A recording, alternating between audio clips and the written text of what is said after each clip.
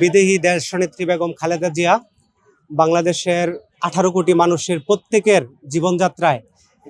যার বাংলাদেশ রাষ্ট্রের প্রত্যক্ষ এবং পরোক্ষ ভূমিকার কারণে মানুষের প্রত্যেকটি মানুষের জীবনযাত্রায় যার গৃহীত উদ্যোগের এবং যার কর্মের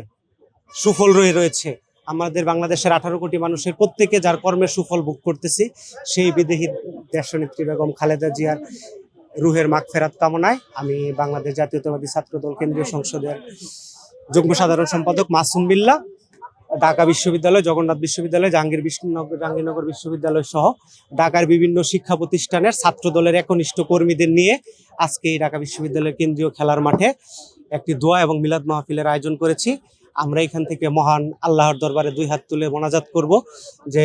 লক্ষ কোটি মানুষের কল্যাণে যে নেত্রী কাজ করে গেছেন, যিনি তার জীবদ্দশায় কোনো ভোগবিলাসিতার সংস্পর্শ পাননি, শুধু সারা জীবন এই দেশের মানুষের জন্য ত্যাগী করে গেছেন, সেই নেত্রীকে যেন আল্লাহ জান্নাতের সর্বোচ্চ মোকাম দান করে। এজন্য আমরা সবাই মিলে দোয়া করব। চ্যালেঞ্জ এবং সংকট সামনে নিয়ে বাংলাদেশে আমাদের বিএনপির নেতৃত্বাধীন দল সরকার গঠন করেছে। তো এই নানামুখী চ্যালেঞ্জ, স্বৈরাচার সরকারের পতিত পানে পলায়ন যে স্বৈরাচার,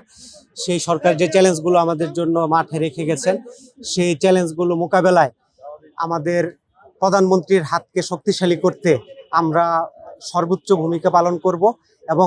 আমরা মহান আল্লাহর দরবারে দুই হাত তুলে মোনাজাত করব, আল্লাহ যেন ওনাকে সফলভাবে বাংলাদেশের মানুষের প্রত্যাশা পূরণে সফলভাবে কাজ করে যাওয়ার